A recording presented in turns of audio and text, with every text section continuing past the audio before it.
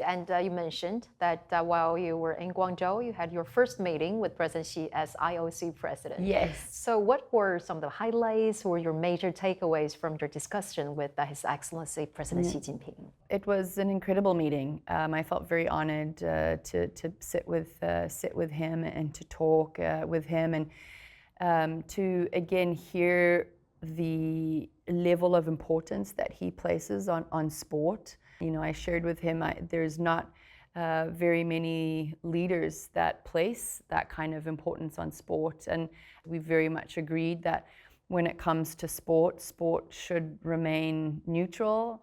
And that's something that I believe we all love about sport, is watching athletes come together, and athletes don't see differences because we see the fact that we've all had to walk a certain path to get onto the same playing field. So there's an automatic respect there, and that I think in today's world is really important to continue to promote.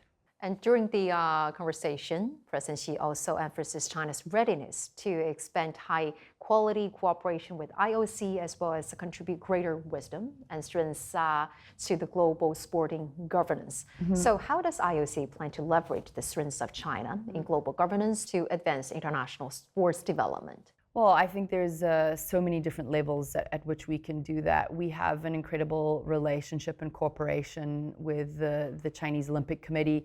I am very fortunate to have great Chinese members on the IOC and Ms. Ling Wei on the executive board. And I think there's so many different things. One of the things I speak about a lot is one of the proudest moments for me coming back to Beijing was in 2022 for the Winter Olympic Games and getting to walk back into the water cube, and it was curling. And so to see venues being used in a multi-purpose way, especially between a summer and winter sport, where I think a lot of people would sit and be like, how curling and swimming, how do you do that? How does that work? I think in that way, it's showing different levels of sustainability and a huge legacy.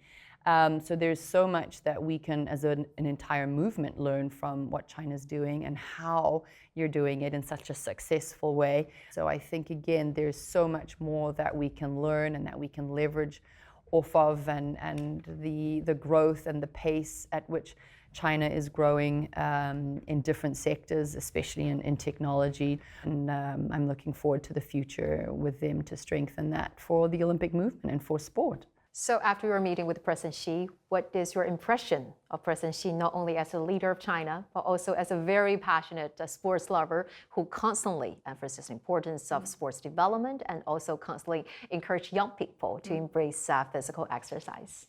Do you know what I shared with my IOC colleague, with Ms. Ling Wei? I just said, it felt like I was meeting with my older brother.